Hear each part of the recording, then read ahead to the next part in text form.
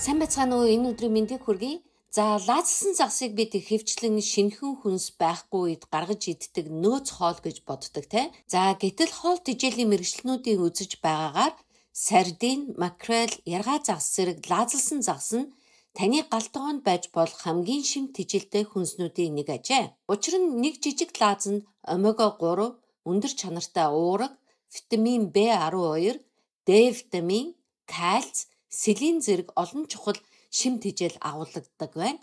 За тэгвэл аль загсыг сонгох вэ? Туна загсыг хэр их идэж болох вэ? За мөн тусан дуу, усан дуу гэдэг нь ямар ялгаатай вэ? За өнөөдөр энэ талаар ярилцгаая. За өөхлөг загсны хамгийн том давуу тал бол омега 3 тосны хүчил юм. За бидний бие омега 3-ыг хангалттай хэмжээгээр өөрөө үүсгэж чаддаггүй учраас хоол хүнснээс авах шаардлагатай байдаг. За омега 3 нь зүрх судасны эрүүл мэндийг дэмжих, цусны даралтыг бууруулах, триглицеридийн хэмжээг хянахад тусдаг гэж судлаачид үздэг. За гэхдээ ашиг тус нь зөвхөн омега 3-аар дуусахгүй. За лаазалсан загсанд мэдрэлийн систем болон бодисын солилцоонд хэрэгтэй B12 витамин, за яс дархлаа болон тархины үйл ажиллагаанд чухал D витамин, за мөн антиоксидант хамгаалтанд оролцдог селен агуулдаг байна. За ялангуяа сардиныг ястай нь иддэг тул кальцийн маш сайн их үүсвэр болдог байна. За мөн сардин таурин хэмээх амин хүчил их байдаг байна. За таурин нь эсийн хэвийн үйл ажиллагааг дэмжиж антиоксидант болон өрсөлийн эсрэг үүрэгтэй байх нэ. За аль лаазалсан загас хамгийн сайн бэ?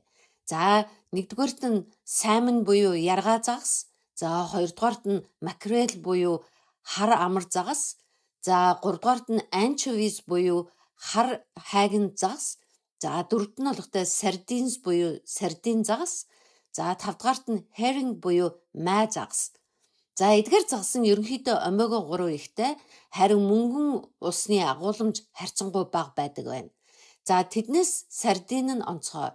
За учир нь сардины махнаас гадна жижиг яс арсыг нь хамт идэх боломжтой. За ингэснээр уурга омега 3-аас гадна кальц, B12 болон бусад бичил шим тэжээлийг нэг дор авдаг байна. За харин туна загас яах вэ? За хэрв таны гол зорилго уурга авах бол туна маш сайн сонголт. За гэхдээ нэг сул тал бий. Сардин, анчоустай харьцуулахад мөнгөн ус илүү ихээр хоримтлуулах боломжтой юм байна. За тиймээс өдөр бүр их хэмжээгээр туна идэх нь тохиромжтой сонголт биш гэжээ. За ялангуяа жирэмсэн болон хөвгөл эмэгтэйчүүд туна загсны хэрэглээндээ илүү анхаарах хэрэгтэй гэсэн байна. За алийг нь сонгох вэ? Тусан дуу, усан дуу те. За лаазалсан загас ус, давстаа ус, тос эсвэл төрөл бүрийн соустай байдаг байна. За хамгийн түрүүнд натрийн хэмжээг та бүхэн шалгаарай.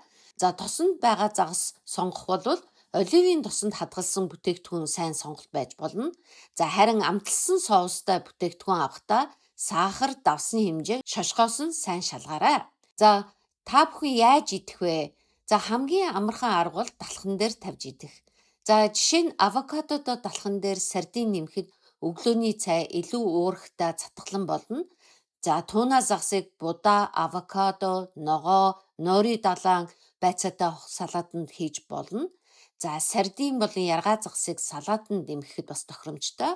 Анчоусыг жижиглэн паста, салаатны соус, за эсвэл төрөл бүрийн амтлагчид нэмэхэд хоолны амтыг маш сайн баяжуулдаг. За нэг зүйлийг анхаарах хэрэгтэй.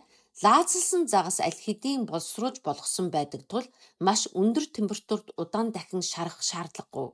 За омега 3 өндөр халуунд удаан байвал тодорхой хэмжээгээр задардаг байна.